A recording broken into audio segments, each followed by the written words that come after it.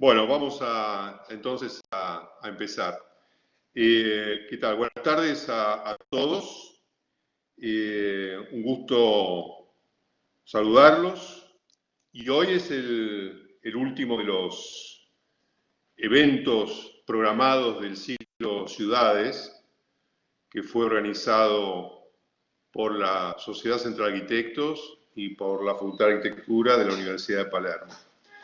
En ese marco hemos tenido las presentaciones de Sebastián Huelicesco, de Roberto Saba, de Fabio Quetlas, temas que tuvieron que ver con la economía, con el derecho y con la política. Y hoy tenemos la presencia de Agustín Frisera como sociólogo.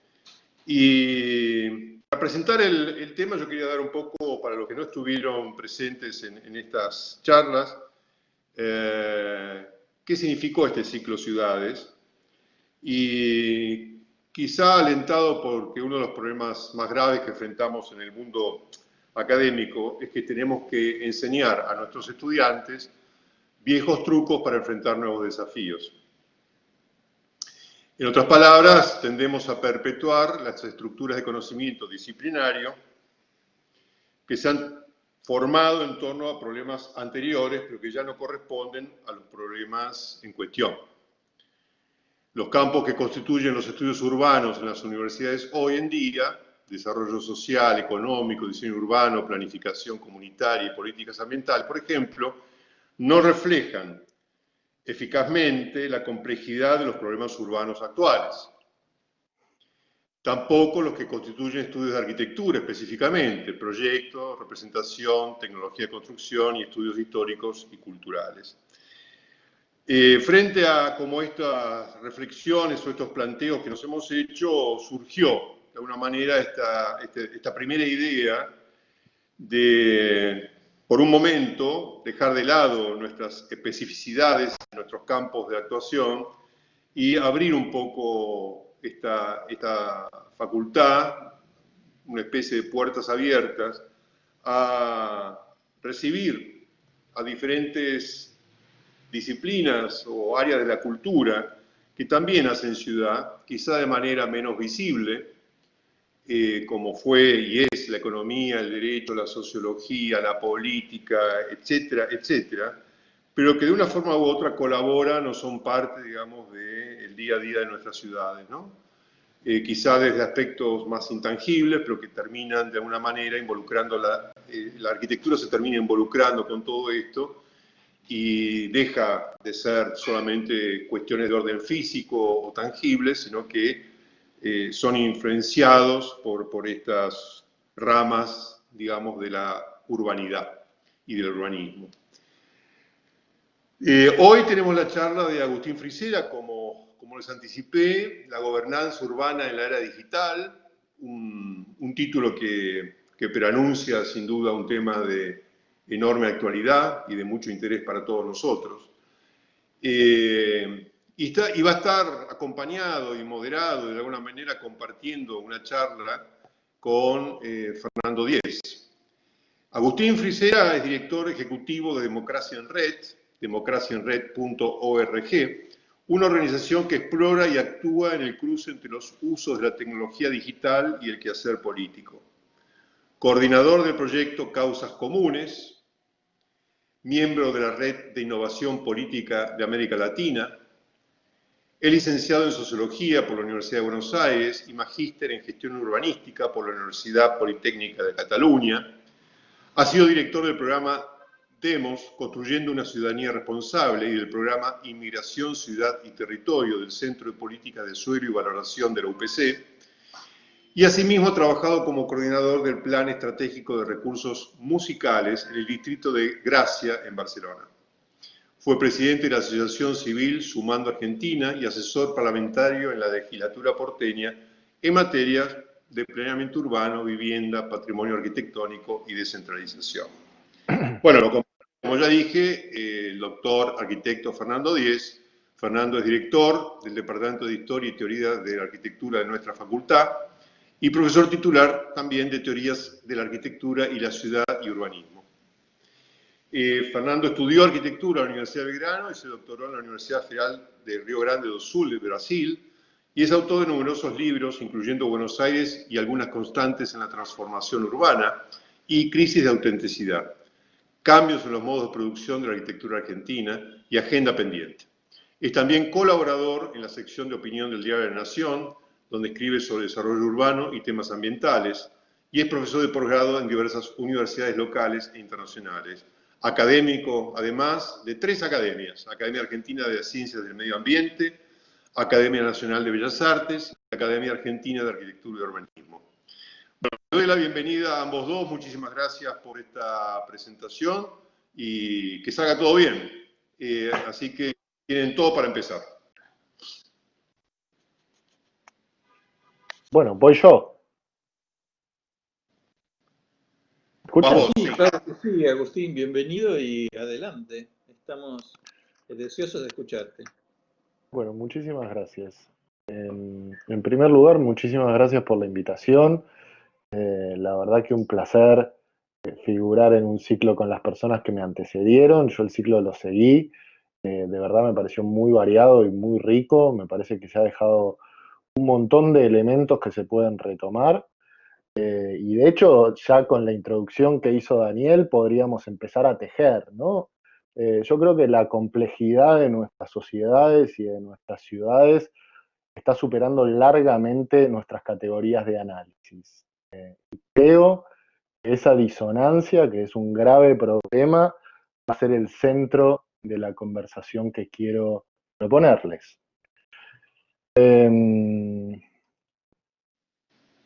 Estos minutos me gustaría volcarnos a una dimensión más práctica, ¿no? Quizás quienes me antecedieron en el ciclo eh, podían ofrecer más certezas de las que yo podré ofrecer. A mí me gustaría contarles cuáles son las experiencias que nosotros estamos teniendo desde la organización que dirijo hace 7 años y que fundé. A nosotros nos gusta hacer, ¿no? Y por supuesto, como es el hacer tiene por detrás un pensamiento y un pensamiento paradigmático. Lo que me gustaría compartir son una serie de hipótesis y una serie de preguntas. Espero que les resulten sugerentes y después podamos encaminarnos en una conversación para profundizar, si acaso, los aspectos que más interesantes les resulten. Nosotros decimos siempre en Democracia en Red, y mientras tanto voy a intentar compartir mi pantalla, a ver si la cámara me acompaña. Parece que sí. Nosotros siempre decimos que inaugurar un camino es apasionante, pero que tiene el problema de que no podemos aprender de quienes nos antecedieron. Muchas de las cosas que hicimos en Democracia en Red, y espero poder profundizar en este aspecto, no tenían antecedentes. Y aún muchas de las hipótesis que voy a presentar no cuentan con suficiente evidencia como para que las podamos validar. Pero lo que me gustaría transmitirles es que la estamos buscando generar y que si no nos mandamos al hacer para corroborar algunas hipótesis, nunca las vamos a poder corroborar. Esta es la presentación, no sé si están viendo mi pantalla, Fernando, confirmame que está todo bien. Perfecto, Agustín, estamos viendo la Bueno, placa. bueno, esto sí, simplemente para hacer una presentación un poco más formal de la institución que dirijo. Nosotros creamos soluciones de participación ciudadana con gobiernos y activistas para fortalecer la democracia. Me interesa destacar que creamos soluciones que trabajamos con gobiernos, pero no solamente con gobiernos, también con grupos de activistas. Y lo primero que me gustaría decir es que nosotros tenemos una concepción de la democracia con 2 aristas. Para nosotros la democracia es, por un lado, un estilo de vida. Y esto tiene que ver con las formas cotidianas, ¿no? Con el respeto a las diferencias con otros, con la aceptación de la pluralidad, con preferir el diálogo por sobre la violencia, con tomar responsabilidad por las acciones propias, con la disposición para rendir cuentas, pero también, y esto es como habitualmente se lo aborda, la democracia es un sistema, y vista así, es un arreglo político de prácticas e instituciones de determinadas características que nos dan un orden determinado y que organizan la convivencia pacífica humana, ¿no? Nosotros estamos justo en el cruce entre tecnología digital y fenómenos sociológicos en general y políticos en particular. Y esta es la frase que nos inspiró hace 7 años para armar una organización en torno a estos temas. Para nosotros Internet es mucho más que una tecnología, para nosotros es un medio de interacción social y de organización social. Fundamentalmente nos pareció en ese momento, en 2013, vamos a hablar de 2013 versus 2020, y la visión que tenemos hoy de Internet respecto de la que teníamos, pero creíamos entonces y creemos ahora que Internet es una oportunidad y es una oportunidad política.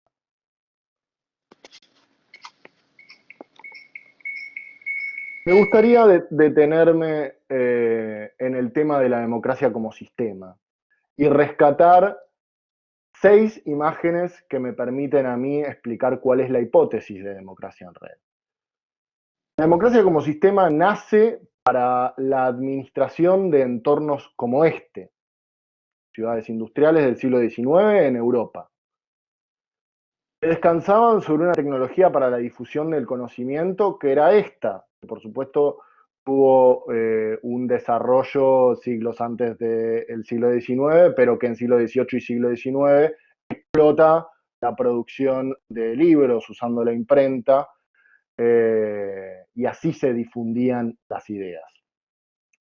Y la vida cotidiana y productiva se veía algo así. ¿Qué quiero decir? Quiero decir o quiero plantear qué pasa cuando las ciudades como estas se vuelven ciudades como estas. ¿Qué pasa cuando una tecnología para la difusión de conocimiento deja de ser esta principalmente y pasa a ser esta? ¿Qué pasa cuando las imágenes de la vida cotidiana dejan de ser así y pasan a ser así? Pero sin embargo, tenemos una imagen de un parlamento del siglo XIX y tenemos una imagen del parlamento del siglo XXI. Y se ven igual. Nuestra hipótesis es que si todo en nuestra vida cambió con la revolución digital, si la introducción de herramientas para difusión del conocimiento potencian nuestras posibilidades enormemente, ¿cómo es posible, si nos relacionamos de otra manera, si producimos de otra manera, si mandar una carta cuando se inventó el sistema democrático liberal tardaba una semana y ahora tarda un minuto, que nada haya cambiado sustancialmente en el esquema de gobierno? Creemos, y hay muchos datos que lo respaldan, que esto podría denominarse asincronía entre ley, moral y costumbre, y que esto está generando graves problemas. Lo que nosotros buscamos es tratar de operar sobre la democracia como sistema para traerlo a un estilo de vida más asociado al siglo XXI. Lo que queremos básicamente, o la discusión que plantear, es qué puede hacer la tecnología digital por mejorar la política o por mejorar las instituciones. Para eso creamos Democracia en Red y concretamente para eso desarrollamos tecnología que es de código abierto. Me voy a ir al tema de código abierto en un minuto, pero que ustedes pueden consultar nuestros estándares en esta página que se llama democraciaos.org. Estos son nuestros productos, lo pongo entre comillas, nuestro trabajo es público, no es que vendemos, lo que nosotros queremos es que estas soluciones que hemos testeado a lo largo de 7 años encuentren una salida justamente para seguir creando evidencia que permita respaldar la hipótesis que tenemos de asincronía entre ley, moral y costumbre, que puede ser corregida en la medida en que el sistema democrático se parece más al estilo de vida democrático que tenemos. Y en este sentido me gustaría plantear dos visiones respecto de la tecnología en general y respecto de la tecnología en política en particular.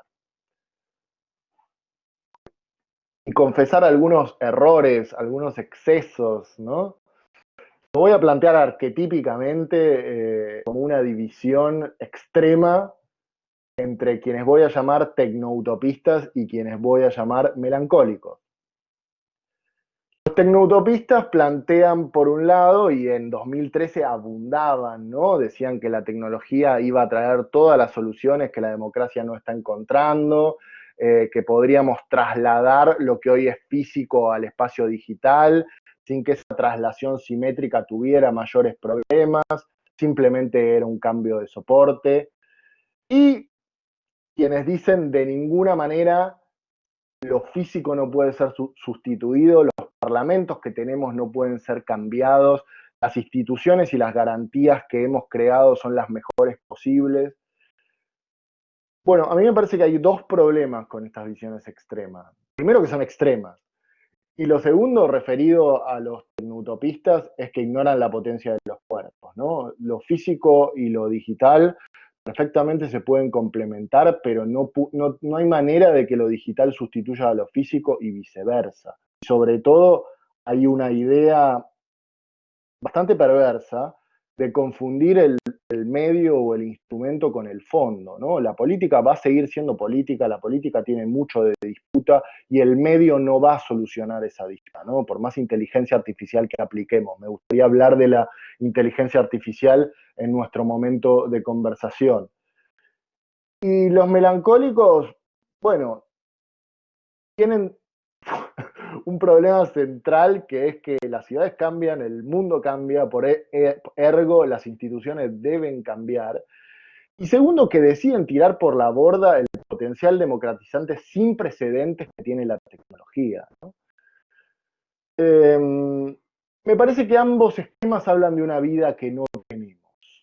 La vida que tenemos, o que empezamos a tener, o que tenemos desde hace muy pocos años, no hay que olvidarlo nunca, es híbrida.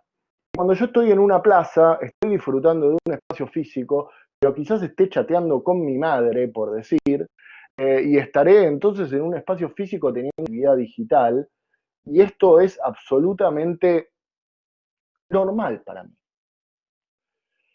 Entonces, lo primero que me gustaría postular es que lo digital tiene otra naturaleza, es una naturaleza que complementa los soportes físicos, y esto las instituciones están empezando a entenderlo con el contexto pandémico. Podemos dejar el driver del contexto pandémico para desarrollar más tarde y ver qué cambió y qué se mantiene igual, sobre todo a la hora de discutir estas cuestiones con los responsables políticos.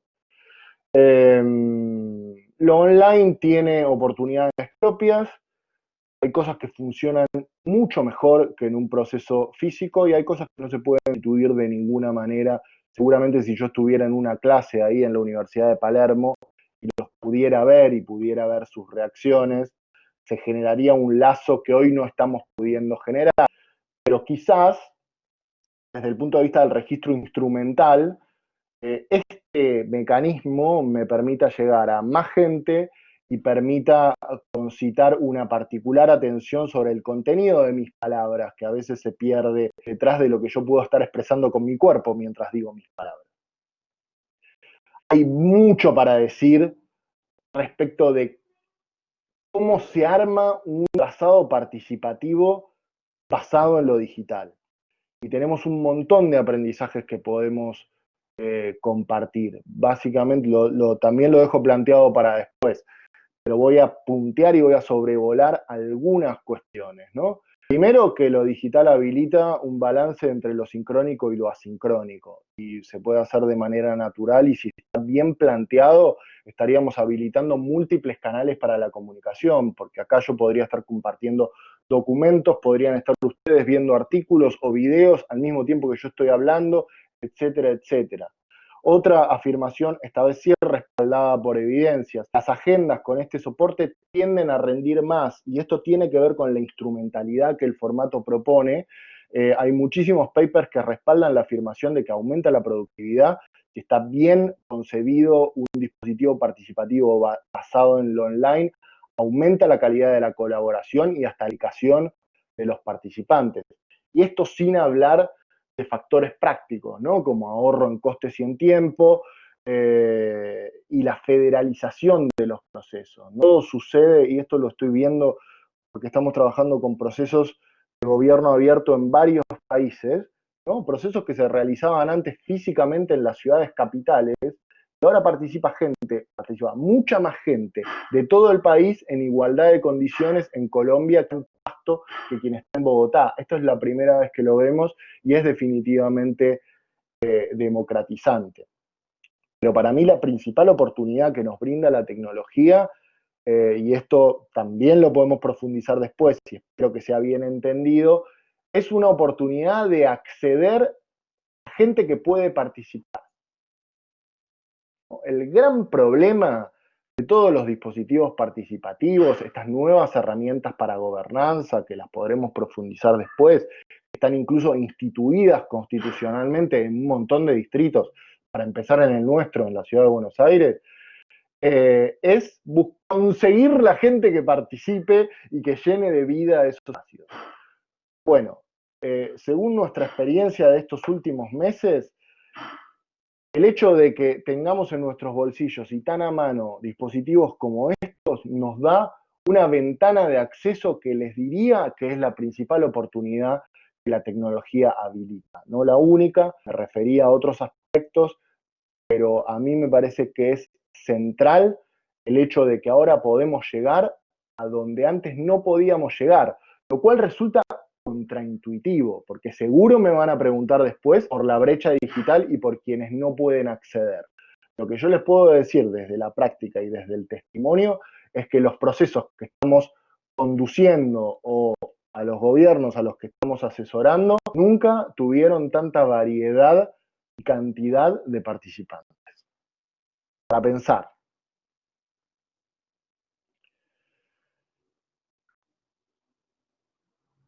Voy a introducir una nueva arista que tiene que ver con qué es lo que podemos hacer con las herramientas digitales. Y acá tenemos una tipología de lo que llamamos el ecosistema de la tecnología cívica, que tiene un par de características que ahora voy a describir. Pero lo que me interesa transmitir, y podemos profundizar en esto, estoy haciendo muchas promesas, pero las puedo cumplir, es comentarles que el ecosistema de tecnología cívica ha evolucionado. Hace 7 años, cuando nosotros arrancamos, no había nada. Voy a ser así brutal. No había nada.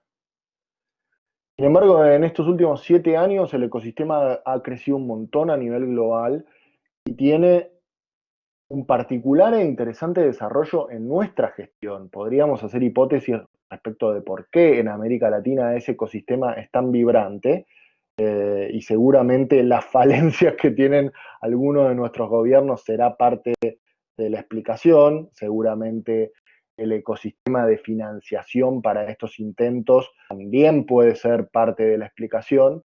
Pero lo interesante y lo que me gustaría decir es que para activación de protesta y de presión, para priorizar intereses, para debatir o para deliberar, para votar, para controlar gestión, para habilitar mecanismos de financiamiento colectivo, para subir propuestas de la ciudadanía a la administración pública o para hacer denuncias o reclamos, ya hay software hecho por un ecosistema de tecnología cívica latinoamericano, pensando en ciudades latinoamericanas, y es todo software de código abierto. Esto quiere decir que tiene licencias de aprovechamiento gratuito, que puede ser replicado sin costo, puede ser vendido sin costo, en el caso de nuestros productos, por ejemplo, puede ser modificado el código a piacere, no le tienen que pedir permiso a nadie,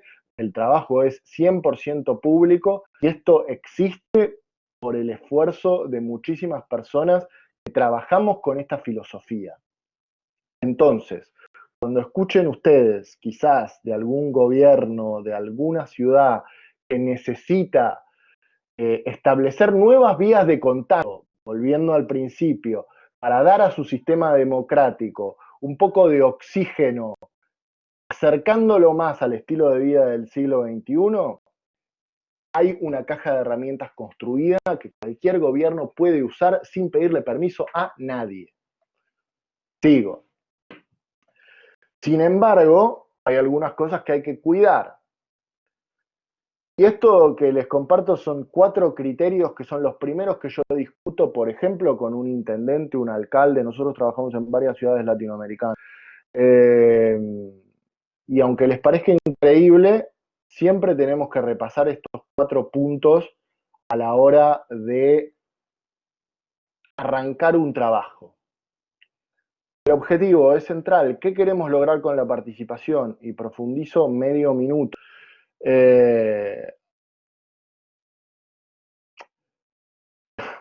La participación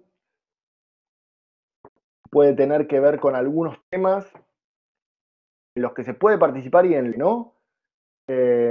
Puede tener que ver con buscar inputs, consejos, puede tener que ver con lograr definiciones, puede tener que ver con lograr jerarquizar políticas públicas, qué viene antes de qué. Incluso hemos visto algunas ciudades que han ordenado el plan de actuación en planeamiento derivado a partir del uso de herramientas de tecnología para jerarquizar. Es el caso del plan derivado en Barajas, en la ciudad de Madrid, lo podemos discutir después. Discutimos con los alcaldes o con los intendentes quiénes queremos que participen. Yo no soy un ciudadanista ni recomiendo el ciudadanismo. Hay discusiones que están asociadas a determinados temas que requieren más la opinión de un experto que de mi padre. Temas tributarios, por ejemplo. Entonces yo no estoy en contra, no creo que todos los ciudadanos tengamos que opinar acerca de todos los temas. Entonces, trazar universos variables me parece que es algo que hace a la concepción de una política participativa y no al revés. Y lo último, que es lo más difícil de acordar, tiene que ver con el compromiso, es decir, ¿qué hacemos con los resultados? ¿Es consultivo? ¿Es vinculante? ¿Agradecemos la participación? ¿Hacemos un traqueo de la política pública que se decidió? ¿Qué hacemos con los resultados? Sigo. Y después podemos bajar a manifestaciones, a casos que me encantaría discutir, como para que esto no quede en la elevación teórica que voy a proponer en mi primera intervención. De la misma forma que teníamos algunos criterios como para enmarcar la definición de un trabajo, de un trazado participativo usando tecnología, también tenemos criterios para evaluar la propia tecnología que hacemos, ¿no? Y sobre todo, el primer punto me interesa, la posibilidad de usar estas herramientas no solo para deliberar o para decidir, sino también para pasar mensajes de pedagogía pública. En una ciudad que trabajamos, ciudad grande de la Argentina, hicimos una encuesta preguntándole a usuarios y usuarias por qué participaron. Y para nuestra sorpresa, que esperábamos, por supuesto, en la hipótesis que nos respondan para imponer mi punto de vista, para que me escuchen respecto de lo que tengo que decir, un porcentaje muy significativo nos respondió para aprender qué está sucediendo en mi ciudad. Y eso nos marcó. Definitivamente, lo que para nosotros en el trazado a priori era una externalidad, terminó resultando central para muchas personas. Entonces, uno de los criterios que nosotros hacemos para autoevaluar nuestro trabajo es qué grado de pedagogía pública estamos introduciendo cuando planteamos un tema en discusión. Parafraseando a John Lennon, yo les diría que la democracia es lo que sucede mientras estamos haciendo otra cosa. Y creo que este primer punto viene por ahí. Creo que es una excepcional oportunidad el discutir temas públicos para establecer conexiones causales que hoy están tan disueltas por la complejidad de nuestras ciudades y por lo superadas que se han visto nuestras categorías habituales. Nos fijamos especialmente si conectan a redes sociales entendidas en el viejo sentido de redes sociales, de distintos recursos, y no solo recursos económicos, sino también simbólicos, sino también de capital cultural. Prestamos especial atención a la cantidad de tiempo, un poco lo que decía de instancias sincrónicas y asincrónicas. Podemos hablar del doble embudo en el momento de conversación, no me quiero extender mucho más, pero definitivamente si hablamos de un proceso democratizante o democrático, tenemos que ajustarnos a la cantidad de tiempo que disponen los participantes para brindarnos. En tal caso, crear instancias lo suficientemente flexibles como para que quien tiene poco tiempo pueda introducir un aporte constructivo y que quien tiene más tiempo pueda profundizar mucho más en los aportes que hace y en la evaluación de los aportes de los demás. Y lo último, para evaluar es si logramos institucionalizar el proceso participativo o no, es decir, establecer obligaciones o garantías. Este es un tema complejísimo, este es un tema especialmente difícil de abordar con algunos responsables políticos, podemos hablar después sobre este tema más en profundidad. Al fin y al cabo, lo que terminamos evaluando es si la promesa que hace todo dispositivo participativo, use tecnología o no, se cumple. Llevo 23 minutos, no me quiero extender mucho más, pero hay miles y miles de desafíos y dilemas que el entorno online para hacer participación ciudadana o hacer la política pública más democrática nos plantea. Me detengo en dos. Primero en el tema de la nivelación de asimetrías, que está muy asociado al tema de incentivos, ¿no? Todo trazado participativo necesita incentivos materiales o inmateriales como para que la gente pueda tener interés en participar. Me refería a que muchos de los usuarios y usuarias de nuestra plataforma en una ciudad grande tenían un incentivo que no tenía que ver con la imposición instrumental de su punto de vista, que no tenía que ver con dinero, que era el hecho de querer saber más y encontrar en la plataforma una posibilidad para cumplirlo. Mucho para decir sobre el clicktivismo, pero lo dejamos para la conversación que vamos a tener después. Y lo último, que en realidad está tomado de una máxima de un creador de tecnología que decía, si creamos la tecnología, la gente vendrá. Y eso no funciona en la tecnología cívica, eso no funciona con la tecnología para hacer política. El punto, y acá es importante el tema de la institucionalidad nuevamente, el concepto de defensoría de voces, parte del asesoramiento que nosotros damos tiene que ver con estrategias para incorporar a la conversación a quienes deben estar en la conversación y por motivos circunstanciales, nunca casuales, no están.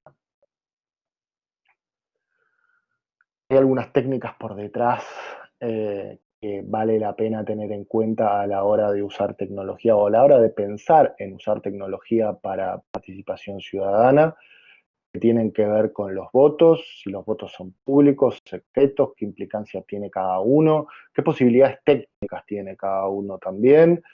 Podemos hablar pues, del voto electrónico y seguramente tendremos que matizar alguna de las afirmaciones y establecer algunos supuestos que ahora me estoy tomando la licencia de no introducir porque tengo poco tiempo. Podemos hablar de los indicadores clave de rendimiento, sobre todo del tema de representatividad.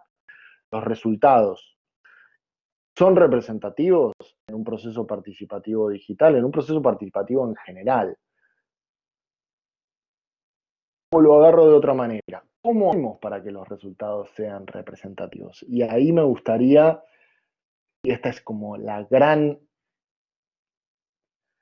la gran esperanza, iba a decir. Yo no sé si decirle esperanza. La verdad que estamos viendo algunas experiencias en distintas ciudades que son bien interesantes, ¿no? Pero la posibilidad de lo que se llama democracia por sorteo, de construir muestras representativas, paneles, jurados ciudadanos, para abordar algunas cuestiones especialmente complejas usando formatos híbridos, es decir, usar formatos presenciales para cuando tenemos que usar las oportunidades que nos dan los formatos presenciales y usar formatos digitales para maximizar las oportunidades que nos da el entorno digital, eh, me parece, me parece que tiene pocas fisuras a la hora de, de pensar las críticas que nos hacen habitualmente cuando planteamos algunas dinámicas participativas que pueden resultar extrañas.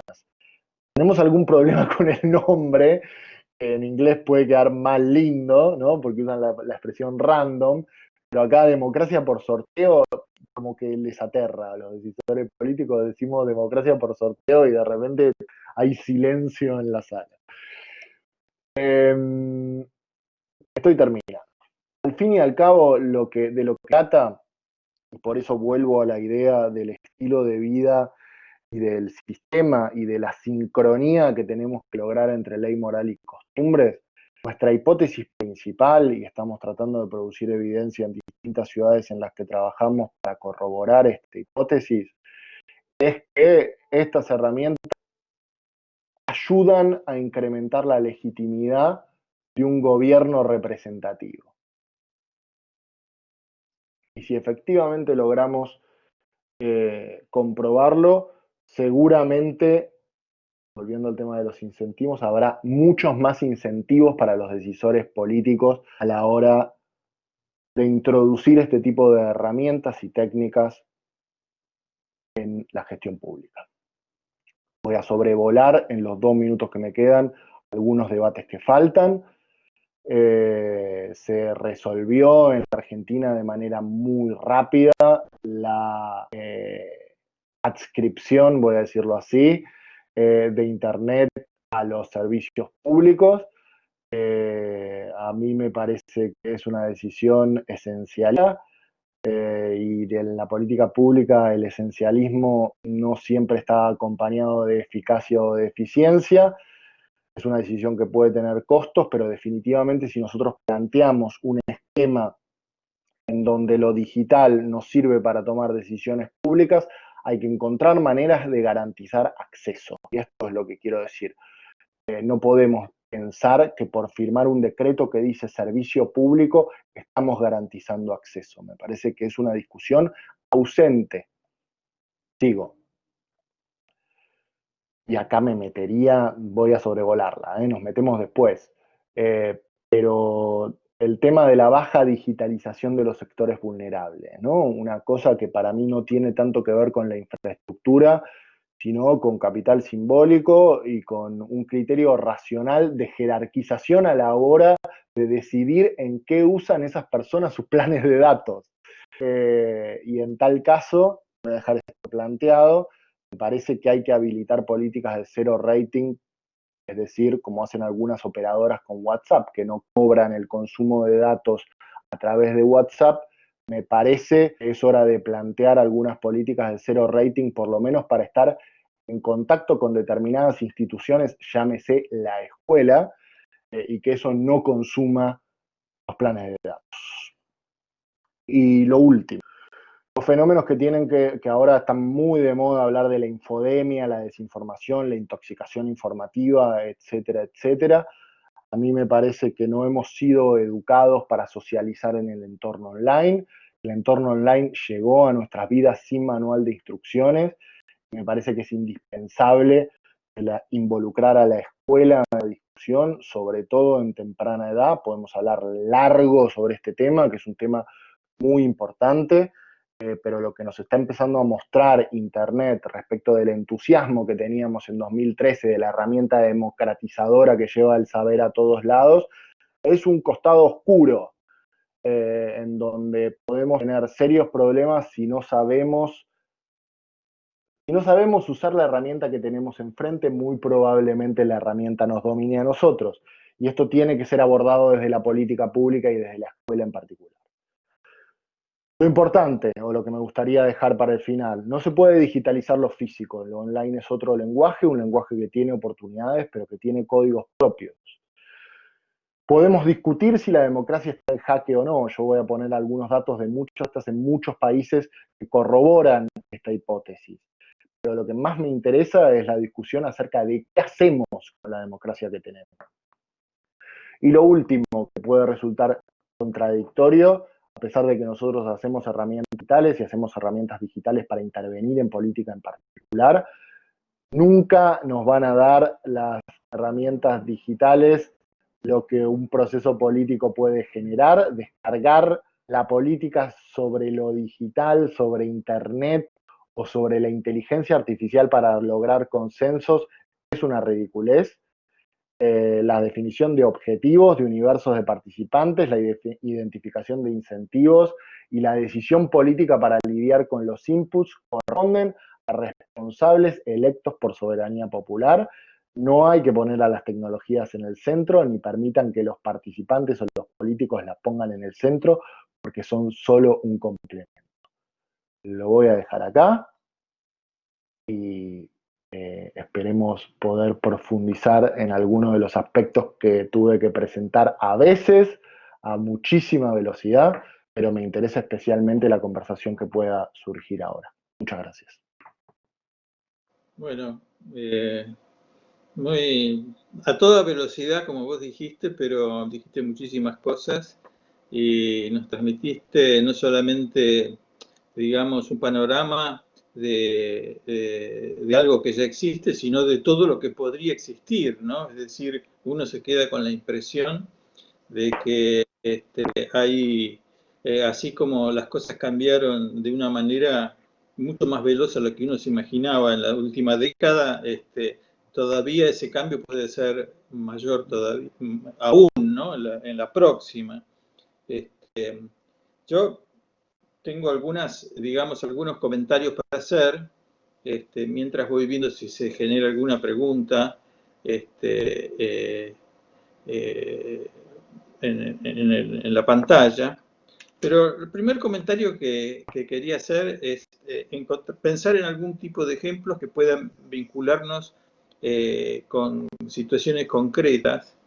Y yo por lo pronto me acordé de un evento que tiene que ver con la ciudad física, con la ciudad con la que, digamos, el urbanismo se está acostumbrada a dialogar, y que fue primero ocurrió en otros países, inclusive en Quito hubo un movimiento muy importante, que es el del ciclismo y lo que se llamó la masa crítica. No sé si vos estás al tanto, pero lo voy a comentar muy rápido para si alguien no lo conoce, y es que ya hace unos 15 o 20 años en Londres se inició un movimiento un poco espontáneo y un poco generado por la posibilidad de este tipo de redes, ¿no? Que se juntaron los ciclistas y se dieron cuenta que si eran una cantidad importante podían competir con los automóviles y generar un espacio seguro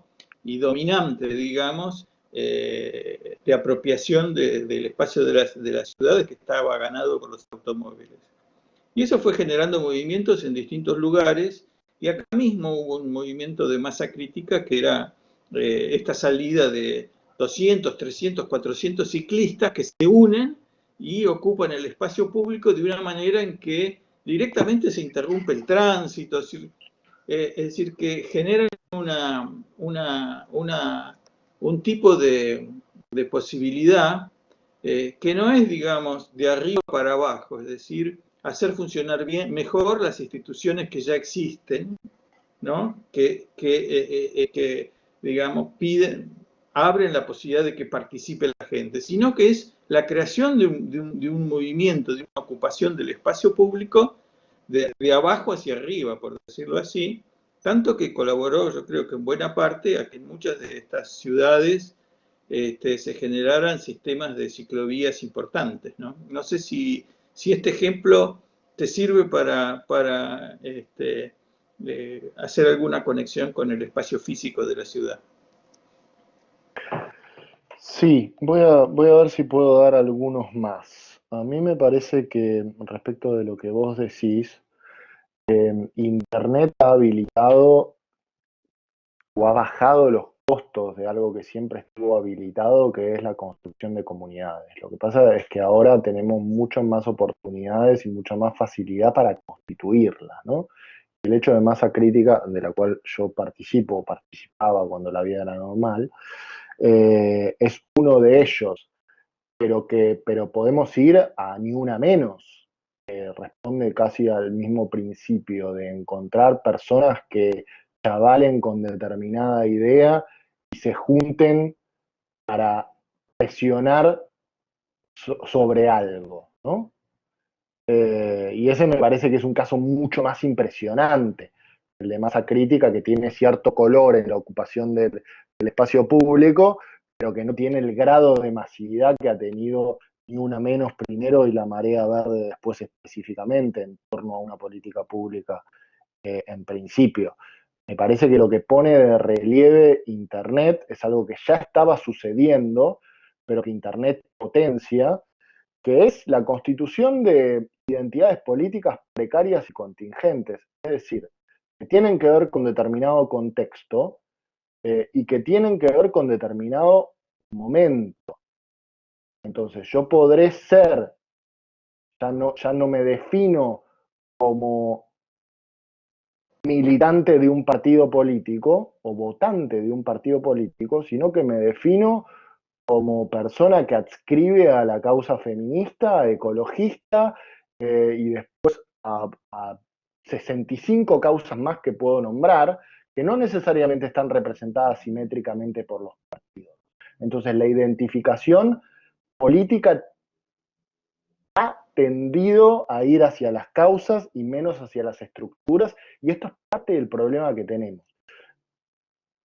Porque el sistema sigue haciéndonos elegir a partidos que durante 2 años nos representan en absolutamente todas las decisiones que tienen que tomar. Le voy a ir a lo concreto, como para que no resulte etéreo lo que estoy diciendo. Ciudad de Buenos Aires, audiencias públicas. ¿Cuántas audiencias públicas hace la legislatura de la Ciudad de Buenos Aires por año? Bueno, bastantes. ¿Cuál es el promedio de participación cuando la vida era física? Bueno, muy bajo, eran menos de 3 personas por audiencia pública.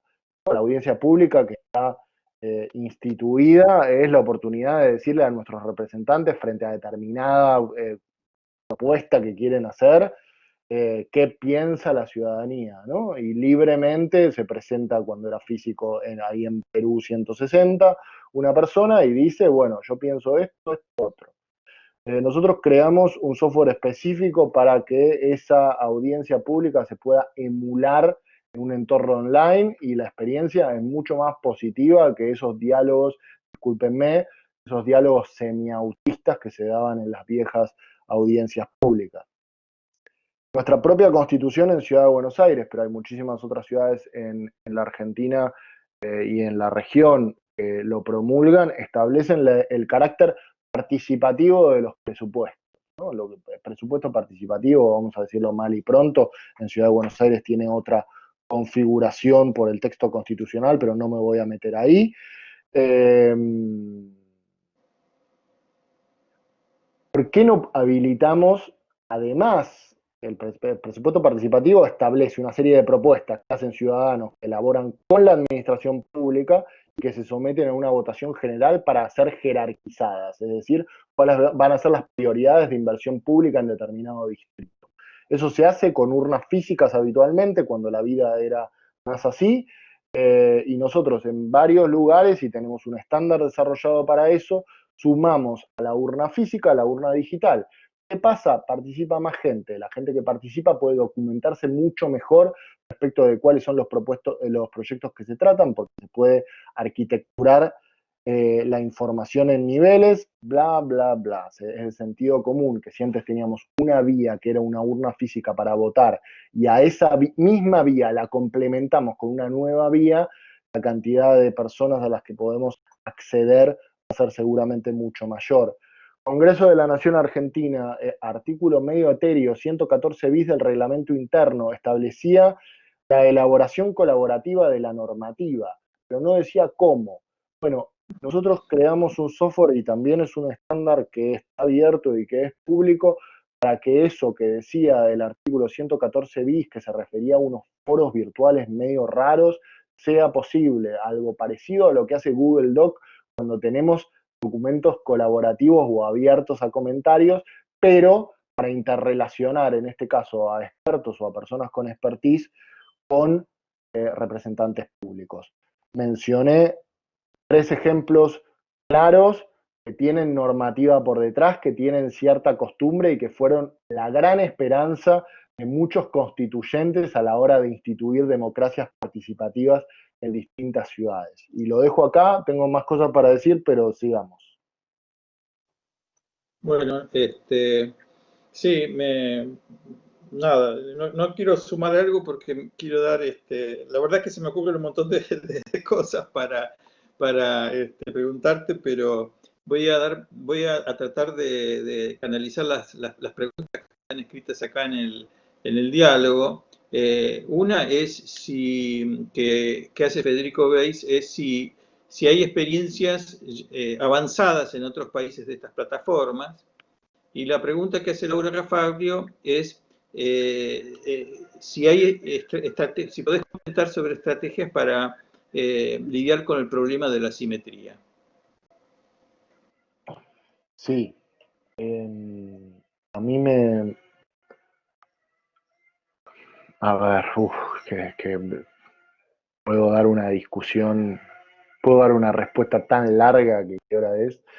Bueno, voy a dejar unas referencias más que una respuesta larga. A mí me interesa especialmente la experiencia de Decidim. Decidim es una aplicación que usa el Ayuntamiento de la Ciudad de Barcelona, que tiene varias fortalezas. La principal para mí es que es híbrida por diseño, es decir, que plantea y mezcla procesos participativos, muchísimos de planeamiento derivado, es decir, de la planeación de lo que llaman ellos polígonos, ¿no?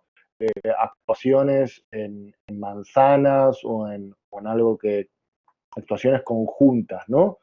Respecto de una hectárea o algo así. Y cuando digo híbrido por diseño es porque está el trazado repartido muy claramente y a priori entre reuniones presenciales en donde se piden la opinión de determinados públicos en general de alta intensidad, y después esas instancias y esas conclusiones son validadas en instancias online con público de menor intensidad. No estoy estableciendo un juicio de valor respecto de quién es mejor, si mayor intensidad o menor intensidad, estoy simplemente reconociendo que las diferencias de intensidad en la participación existen. Y ahí, bueno, voy a dejarlo de Decidim como referencia, lo encuentran muy fácil a un golpe de Google, lo usa la ciudad de Barcelona y lo que me parece interesante es que por diseño combina instancias presenciales con instancias digitales. A mí me interesó también particularmente la aplicación de Decide Madrid, es otra, que también la pueden encontrar a un golpe de Google, que lo que me parecía interesante es que una vez que el usuario o usuaria estaba validado, podía firmar otra institución que existe, ¿no? Iniciativas populares. Acá firmamos Change y no tiene ningún efecto normativo sobre nada. Pero si uno se metía en Decide Madrid, proponía una idea al ayuntamiento y encontraba 27.000 otras personas que lo acompañaban en esa voluntad, eso automáticamente era tratado por el pleno de lo que sería el Consejo Deliberante, aquí usando terminología argentina, es decir, el órgano legislativo de la Ciudad de Madrid. Y respecto de cómo corregir las asimetrías, bueno, de información y políticas, seguramente hay que arrancar con un sociograma que nos permita identificar los intereses de las distintas comunidades, que nos permita identificar las diferencias que pueden tener, esto es una proyección y una hipótesis, que pueden tener esas comunidades en cuestión a la hora de abordar el problema público del que se trata y tomar decisiones para jerarquizar las voces de uno en desmedro de las de otros. La responsabilidad, al fin y al cabo, siempre va a ser política. Para eso votamos gente que decide, ¿no? Y bueno, sí, porque nosotros, digamos, el sistema que conocemos es un sistema en que delegamos la autoridad en otras personas, pero no delegamos las decisiones. Es decir, que nuestra democracia no es sobre las decisiones, sino sobre quiénes las van a tomar, más bien, ¿no? En ese sentido me acuerdo de una visita que te gustó. Me gustó, sí. Es que es así. Nosotros hicimos una visita a Suiza y fuimos a visitar unos amigos que viven en Lausanne, que Lausanne es chiquito, digamos, está al lado perdón, en Vevey, al lado de Lausanne. O sea que es un pueblo chico, no Lausanne, que es una ciudad ya más grande. Eh, y yo le pregunté cómo era el tema de la democracia directa y me dice, no sabés, es agotador. Tenés que invertir un día entero de la semana, todos los viernes, asambleas, reuniones, todos los viernes, para decidir cosas que tardás muchísimo tiempo y que a veces no son tan importantes, pero tenés que hacerlo, digamos, ¿no? Y en ese sentido es como que, claro, si uno va a participar de todas las decisiones, también tiene que invertir mucha energía, ¿no? Eh, Nada, esa es una reflexión porque creo que hay como dos vertientes, ¿no? Yo decía de abajo hacia arriba, como el caso del masa crítica, y de iniciativas que no son planteadas desde arriba, pero que pueden subirse gracias a las comunidades de las redes y a sistemas de participación. Eh, Esto que vos mencionás de Madrid y de Barcelona, me imagino que, bueno, ahí está nuestro amigo José María Montaner y Zaida Musi, quizás hayas conocido algunos de estos personajes del área de la arquitectura en Claro Barcelona. que sí. Este, eh, Creo que en ese sentido, digamos, hay como también un gran avance en el grado de la idea de civilidad en toda la comunidad, es decir, de que las cosas tienen que ser discutidas y que las voces escuchadas y respetadas, etcétera. Y ese es un trabajo difícil de hacer, pero me imagino que hay un problema para nosotros, por lo menos como lo estamos planteando en esta conversación, que tiene que ver con la escala, porque no es lo mismo ese pueblo de Vevey que Buenos Aires metropolitano, donde los problemas de pronto pueden estar muy próximos, pero de pronto, digamos, son problemas sobre cómo la ciudad va a tratar sus residuos, que son complejos desde el punto de vista técnico, desde el punto de vista social, desde el punto de vista ecológico, aunque involucran a cada una de las personas, porque, por ejemplo, el proceso del reciclaje involucra a cada uno en el tratamiento de las cosas. Entonces, creo que de lo que mencionaste de Barcelona, algo dijiste sobre la delimitación de unas ciertas escalas de participación, ¿no? Porque lo difícil es de participar, no sé, me imagino en un pueblo de 80.000, una ciudad de 50.000 habitantes, me imagino muchas más cosas que se podrían hacer con estos recursos, incluso sin necesidad de redes que se podían hacer ya antes, ¿no? Pero lo que no se podía hacer antes es en las metrópolis, cómo pegar ese salto de conectar esas escalas entre la distancia del vecino y los problemas de la ciudad, por decirlo así. Ya, hay un interesante. Eh, Hay un par de reflexiones que me motiva tu comentario. Primero, muy diferente lo de Suiza. Lo de Suiza, uno puede promover en Suiza una iniciativa popular sin restricción. Esto es una particularidad de un país particular. Eh, Esos esquemas difícilmente pueden ser trasladados aquí, digamos, ¿no? Sobre todo para las cuestiones penales, sobre todo para las cuestiones de tratados internacionales. Bueno, en Suiza se puede discutir todo y se puede presentar una iniciativa popular respecto de todo. Nosotros no promovemos un esquema de democracia directa. De hecho, creemos que oxigenarse es una condición para sostener un esquema representativo, no al revés, ¿no? Lo que nosotros decimos es el sistema representativo, así como está, no es respetado casi en ningún lugar de Occidente. Entonces, si no lo oxigenamos, lo vamos a perder. Y mi temor, esto ya es una proyección particular, es que sea reemplazado por algo peor. Entonces, esta es la seriedad de la discusión que tenemos por delante. Lo que a mí me ilusiona de las posibilidades tecnológicas es que en sociedades tan complejas, para abordar discusiones tan complejas, a las que muchas veces, vamos a decirlo claramente, los representantes que tenemos y sus asesores, por sus sesgos múltiples, no están preparados para dar, porque uno no puede saber de todo y tampoco vamos a crear organismos parlamentarios con 800.000 personas, pero lo que me parece que la tecnología nos da como oportunidad es afectar la forma en que decide quien decide.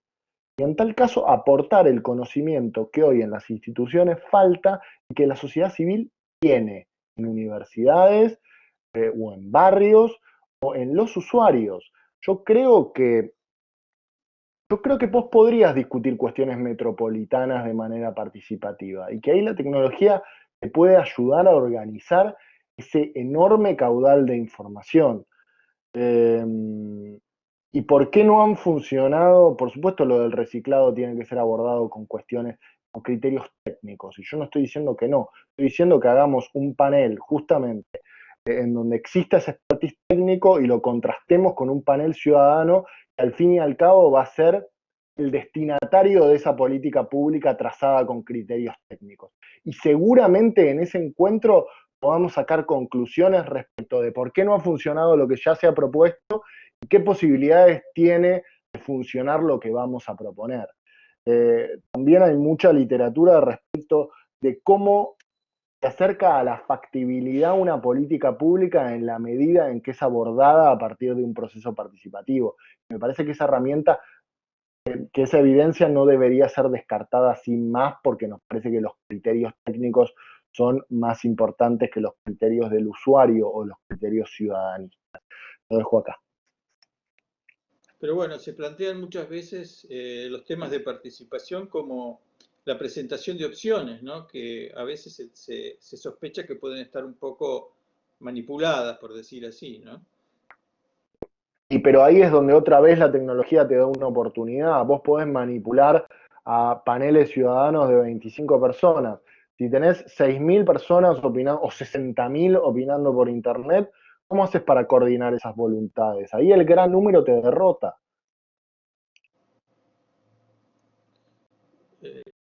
Acá hay un comentario sobre las elecciones de Estados Unidos que me parece que, digamos, acá se duda del voto electrónico y me parece que el comentario está mencionando que en Estados Unidos quieren dudar del voto de papel también, ¿no? Pero es insólito. Y hay Como otra pregunta dice, que dice, este, como eh, dice ahí el jefe de desarrollo de Democracia en Red, todo sistema es hackeable. sí. Es así. Sí. Y acá dice Andrés, que no veo el apellido, no sé qué Andrés es, y dice, muy bueno, Agustín, si podés comentar algo de tu experiencia más directa en la política de la ciudad. Bueno, voy a hacer un par de comentarios respecto de, no me esperaba esto, ¿eh? No tengo el guión preparado, así que voy a fluir. Esto A mí no es la televisión, pero casi, ¿eh? ¿viste? Bueno, genial. Saludos a mi mamá. Un par de cosas que me impresionaron de mi paso por la legislatura. La primera tiene que ver con las comisiones y el carácter público que tienen las comisiones, pero es un carácter público que a veces tiene público y a veces no. Mi comentario va en ese sentido. Es impresionante el funcionamiento de una comisión pública, cuando tiene público que cuando no tiene público. Cuando no tiene público, se dan algunas dinámicas, vamos a decirlo así mal y pronto, que podrían ser consideradas,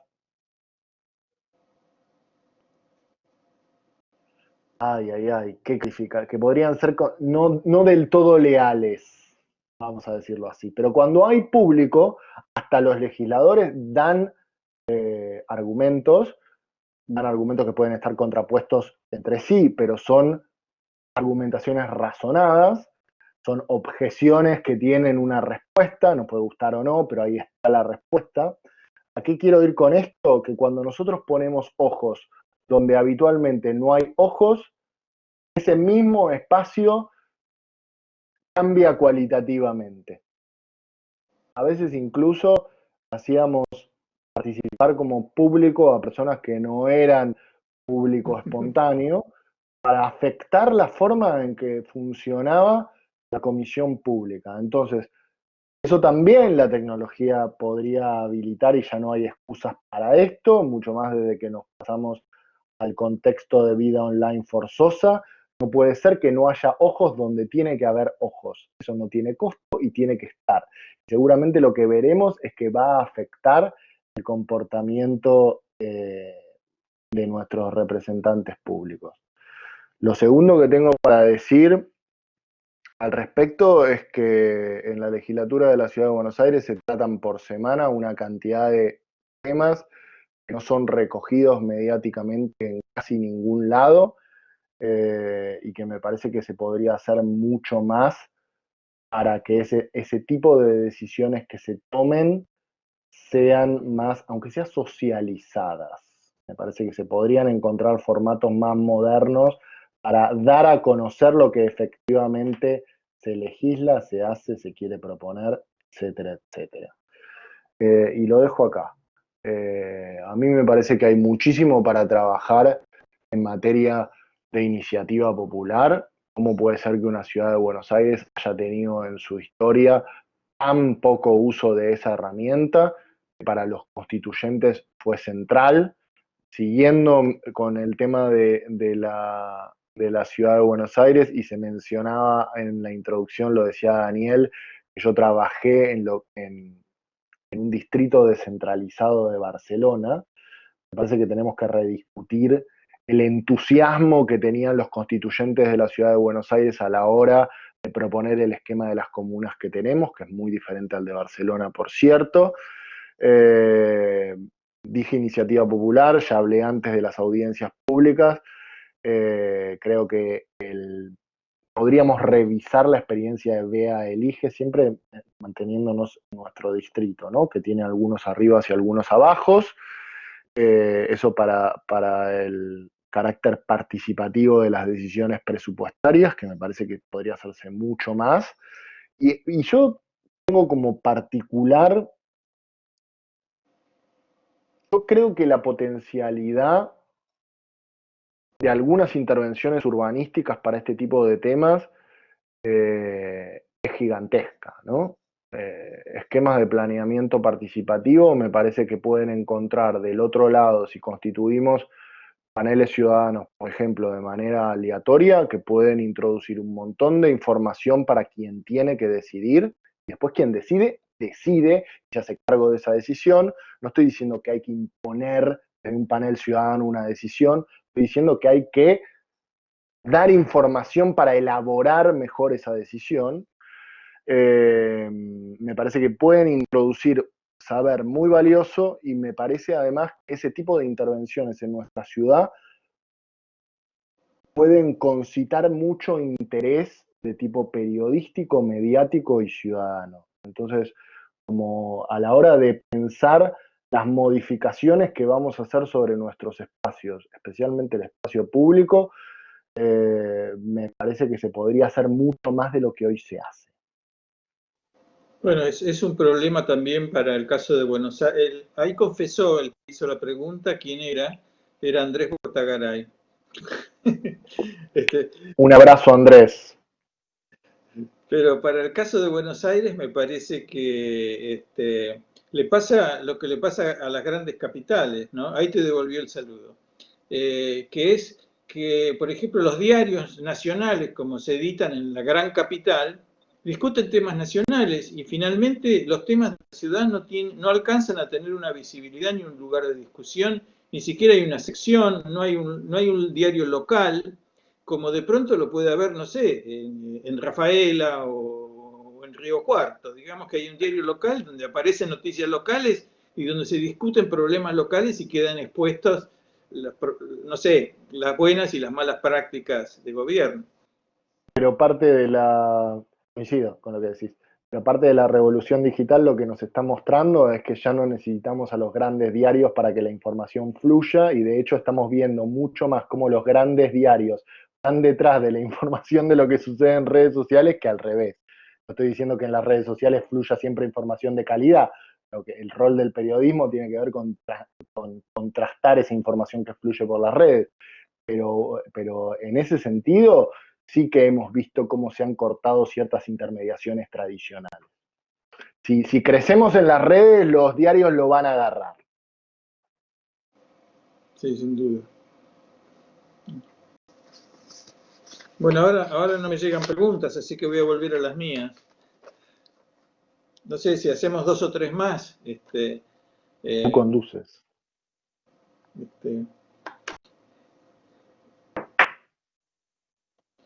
No, había quedado por un momento la sensación de que ibas a buscar algunos ejemplos de aplicación, digamos así como, digamos, tenemos masa crítica como un caso de aplicación. Si tenemos otros casos, ya sea acá o en otro lado, donde uno pueda ver, digamos, la evolución de esa participación o del funcionamiento de la red como una manera de habilitar iniciativas o consultas o de crear compromisos. Bueno, algunos intenté mencionar, ¿no? Cuando dije lo de las ideas que podían ser presentadas como iniciativa popular en Decide Madrid. Ahora no las tengo, fueron 2 las que llegaron al número de firmas requeridas. Una tenía que ver, que se llama Madrid Sustentable, esto es información que es muy fácil de googlear, que tenía que ver con la circulación en el centro de la ciudad de Madrid de la movilidad privada, que se restringió un montón. Eso llegó a través de una iniciativa popular por vía digital. La modificación de la Gran Vía también fue tratada de esa manera, que recuerdo cuál era el circuito, ¿no? Una persona X sube una propuesta, alcanza determinado número de firmas, eso pasa al pleno, al legislativo, al órgano legislativo de la Ciudad de Madrid en este caso, que lo discute, lo vuelve a poner a consideración en la plataforma, pero ya como una propuesta cerrada para votar sí o no, y se termina votando. A mí me parece que ese es un circuito sumamente interesante. Otro caso, y de una experiencia que mencioné anteriormente, Irlanda, tema aborto. Se había rechazado 2 veces en plebiscito, y los representantes públicos querían volver a llevarlo a plebiscito, pero para eso antes constituyeron un panel ciudadano hecho por sorteo, que el rol que iba a tener era transmitir en sus propias palabras las deliberaciones que estaban teniendo y los puntos a favor, deliberaciones que compartían con expertos y con especialistas y con representantes públicos, y los resultados de esa deliberación la iban a compartir con toda la comunidad antes de que la comunidad volviera a votar. Fueron tan potentes las conclusiones de esos paneles ciudadanos que se logró aprobar el aborto. Esto está recontra bien documentado, hay varios artículos que yo incluso podría mencionar y que pongo a disposición, pero digamos que se logró quebrar, es el último país en Europa en habilitarlo, fue hace relativamente poco, y se le atribuyó a ese panel ciudadano que se dirigió a sus pares antes de votar un rol central. A ver, ¿qué otras más experiencias podemos compartir? Las de presupuesto participativo ya las comenté, digamos, es la definición de las prioridades de inversión pública frente a recursos escasos, que puede incluso tener ponderaciones por zonas, por barrios, comunas, barrios dentro de comunas, etcétera. Pero lo dejo ahí, Fernando. Casos tenemos un montón y cada vez tenemos más. Sí, nosotros como arquitectos hemos tenido distintos periodos, por ejemplo, en que la arquitectura se ve más como fortalecida o interesada, por ejemplo, en la teoría de los sistemas. En otra época se vio interesada, bueno, ahora en los sistemas paramétricos, pero en una época que eran los años 60, 70 más o menos, estaba interesada en los sistemas de participación, es decir, la idea de que las decisiones del arquitecto se pudieran, digamos, apoyar fuertemente con la participación de los usuarios, ¿no? De los futuros usuarios. Y eso, digamos, eso pasó y ahora un poco volvió porque hay como un nuevo interés en ese tipo de situaciones. Digamos, ya hace como 10 o 15 años, Alejandro Aravena hizo un proyecto que después se hizo muy famoso en Chile, en el norte de Chile, para un asentamiento informal.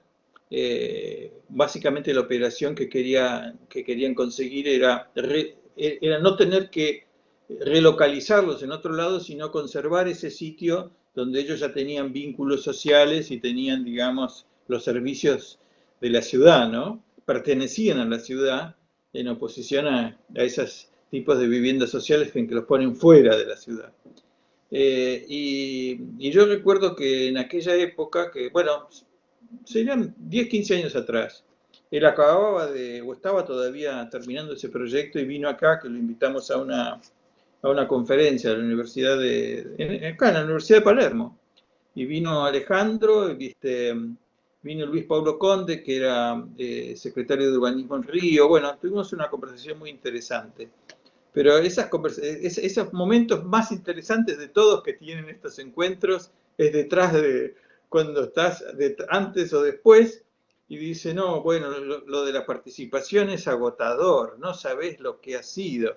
Y claro, el esfuerzo sobrehumano, digamos, personal que él le requirió ese proceso, y digamos, mirándolo desde el punto de vista de la arquitectura, uno se da cuenta que esa participación en realidad, sobre todo, sirvió a comprometer a la gente, porque finalmente las decisiones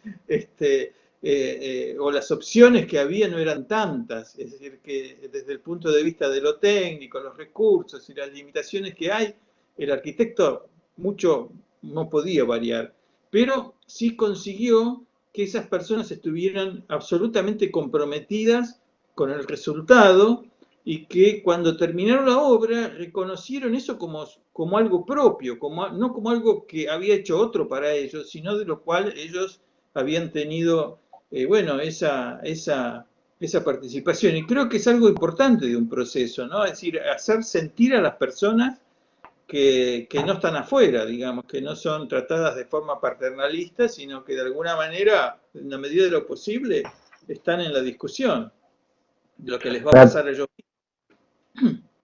Me atrevería a decir que cuidan más ese espacio porque sienten que lo concibieron junto con el arquitecto en cuestión.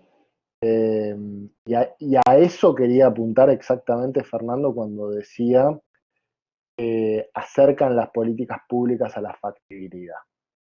Y si es agotador o no es agotador, bueno, eso dependerá de cada quien. seguramente requerirá muchos más procesos que un esquema, un proceso más vertical no requiere. Ahora, de eso se trata la decisión pública o de eso se debería tratar la política, ¿no?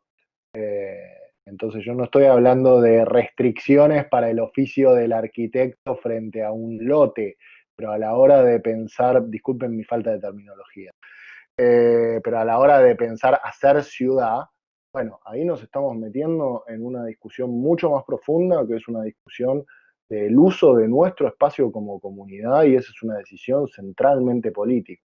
Entonces eso no lo podemos diluir en la técnica y eso no puede prescindir de su público. Bueno, acá completa un comentario que hace Andrés que dice que es interesante que Decide Madrid funciona también como plataforma para las consultas de los temas que tratan los concejales e inclusive las comisiones. Así es. Supongo que lo Pero, que quiere decir es que vos te podés enterar de qué están hablando entrando a Decide Madrid. Es decir, así es. un vecino cualquiera.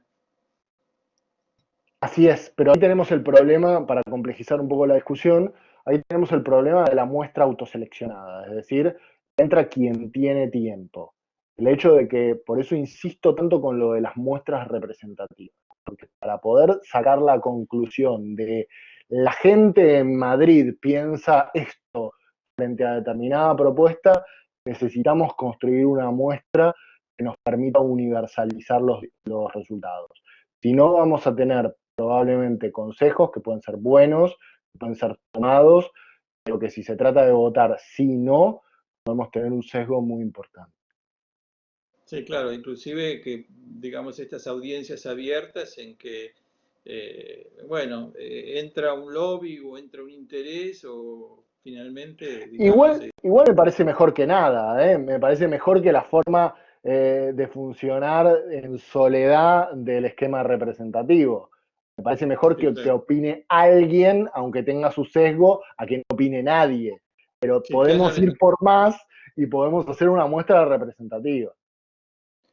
Bueno, yo creo que, digamos, todo esto fue una especie de sumergirse en una dimensión que nos está explotando en la cara, porque, digamos, estamos hablando por estos medios, estamos compartiendo entre mayor cantidad de números de personas nuestras charlas, nuestras clases, e inclusive, digamos, a través de las fronteras y de las circunscripciones o las jurisdicciones con las que está organizada políticamente la participación, ¿no? Así que creo que nos abriste un panorama de dudas, pero de posibilidades también, y bueno, considerando la hora, creo que te podemos dar por cumplida esa misión. Un placer. La idea era tratar de generar un espacio en donde se propongan más preguntas que certezas. Y es como vos lo decís, hay enormes potencialidades, hay un esquema que ya nos fuerza a pensar con más rigor en este tipo de soluciones, que también tiene riesgos, que también tienen dilemas, que en tal caso los tenemos que matizar.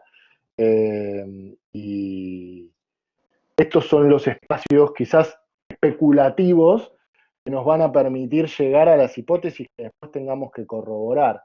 Así que ojalá haya cumplido con mi voluntad de estimular, disparar algunas conversaciones que me parecen necesarias. Bueno, ¿Se me escucha?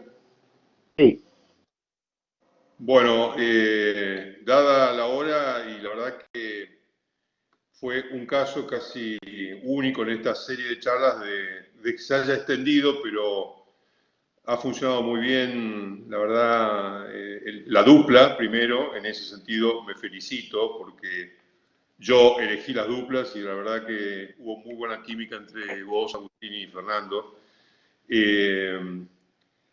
Muchísimas gracias por esta presentación, la verdad que es súper interesante. Nosotros lo que vamos a hacer es, todo este material lo vamos a pasar a texto, ¿sabes, Agustín? Y luego vamos a enviarle a cada uno de los invitados para que corrijan, bueno, lo que se suele hacer con material que se baja, se desgraba, etcétera, pero la idea es generar un documento para que la gente de manera abierta y pública puedan acceder a estas charlas, a estas conversaciones. Pero bueno, muchísimas gracias Agustín, a vos por haber transmitido con tanta generosidad tu quehacer y tus conocimientos. Fernando, a vos por haber hecho tan buena moderación y tan buenas preguntas y tan buen diálogo. Así que muchísimas gracias, con esto cerramos esta primera parte del ciclo Ciudades. Muchas gracias a la Sociedad Central de Arquitectos y a la Universidad por habernos permitido este espacio. Gracias, Agustín. Un abrazo, Daniel, un placer. Igualmente a vos. Un gusto conocerte. Chao, chao. Chao, chao.